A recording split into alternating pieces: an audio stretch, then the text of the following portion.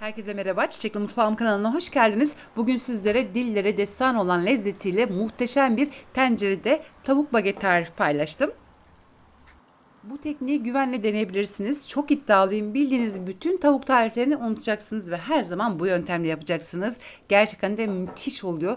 Böyle lokum gibi ve tandır tadında oluyor. Denediğiniz zaman çok beğeneceksiniz. Bu arada eğer hala kanalıma abone değilseniz abone olmanızı, bildirim zilini açmanızı ve bu videoyu sonuna kadar izlemenizi önemli rica ederek hemen tarifime başlıyorum. Öncelikle yarım su bardağından birazcık az sıcak suya 2 çay kaşığı kadar tuz ilavesi yaptım ve güzelce karıştırıyorum. Tavuk bagetleri sadece bu suyla pişireceğim ve böylelikle çok lezzetli olacak. Sırrı burada. Burada toplamda 1 kilogram tavuk bageti var. Ben şimdi hemen hızlı bir şekilde derilerini alıyorum. Tabii ki de bu durum isteğe bağlıdır.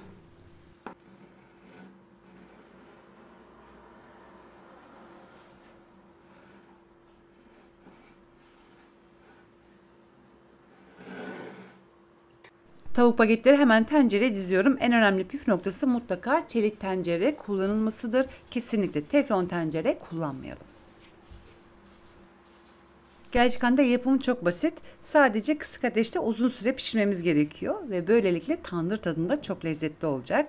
Kahve yapmış olduğumuz ocak ayarında, yani böyle mum ışığı en kısık ayarda, ocağın en başından en sonuna kadar en kısık ateşte 2 saat boyunca pişecek. Sadece yarım çay kaşığı kadar tuz ilavesi yaptım. Ardından daha önce hazırlamış olduğum tuzlu suyu da içine koydum ve hemen tencerenin kapağını kapatıyorum.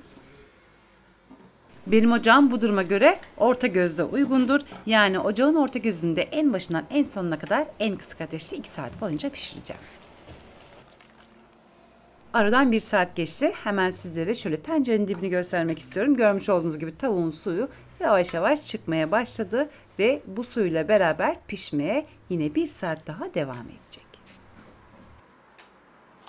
Önemli olan tavuğu pişirmek değil, tandır tadında ve çok lezzetli olmasını sağlamak. Yoksa bu tavuğu ben 15-20 dakikanın içerisinde de pişirebilirdim. Lütfen aynen bu teknikte pişirelim. Gerçekten de sonuç inanılmaz derecede lezzetli olacak.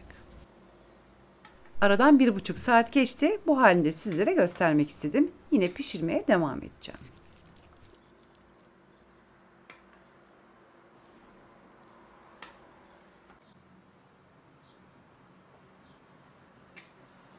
Ve aradan toplamda 2 saat geçti. Ocağın orta gözünde 2 saat boyunca en kısık, en başından en sonuna kadar en kısık ateşte pişirdim.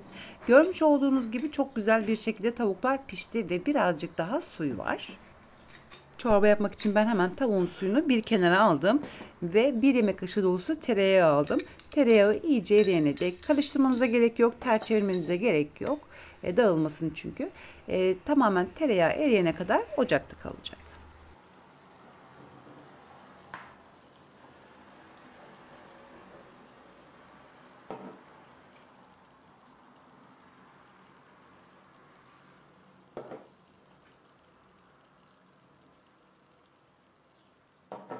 Baharatlarını ilave ediyorum. Ben daha çok karabiber kullanıyorum. Çok seviyorum çünkü. İstediğiniz baharatları kullanabilirsiniz. Bu arada eğer vaktiniz varsa bu işlemi akşamdan yaparsanız, yani marine işlemini akşamdan yaparsanız çok çok daha lezzetli olacaktır. Lütfen vaktiniz olduğu zaman da o şekilde deneyin. Baharatlarını ilave ettikten sonra sadece 3-4 dakika daha kızartacağım. Ardından hemen servis yapabilirsiniz.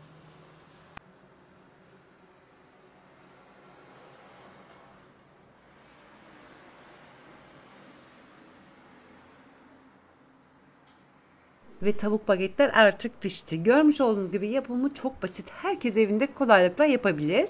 En önemli tekniğimiz en başından en sonuna kadar en kısık ateşte 2 saat boyunca pişirmektir. Önemli olan bu tavuğu pişirmek değil. Tavuk 15-20 dakika içerisinde de pişer.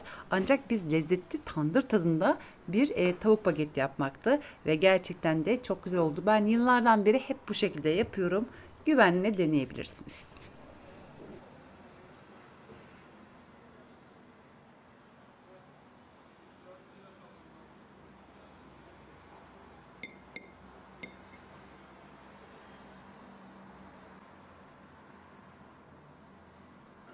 Görmüş olduğunuz gibi hemen kemiğinden ayrılıyor ve eti inanılmaz derecede lezzetli oldu. Eğer akşamdan baharatlamış olsaydım çok çok daha lezzetli olacaktır. Tarifimi güvenle, gönül rahatlığıyla deneyebilirsiniz.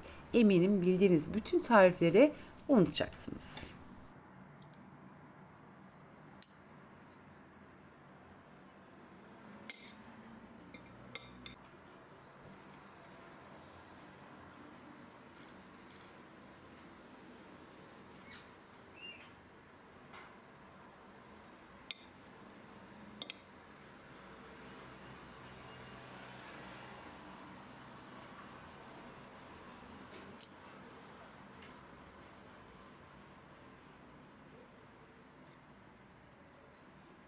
Ve böylelikle bir tarifimin daha sonuna geldik. Umarım bu yemek tarifimi beğenmişsinizdir. Sizlerden gelecek olan mesajları sabırsızlıkla bekleyerek şimdilik vedalaşıyorum. Yarın yeni videomda tekrar görüşmek dileğiyle. Hoşçakalın.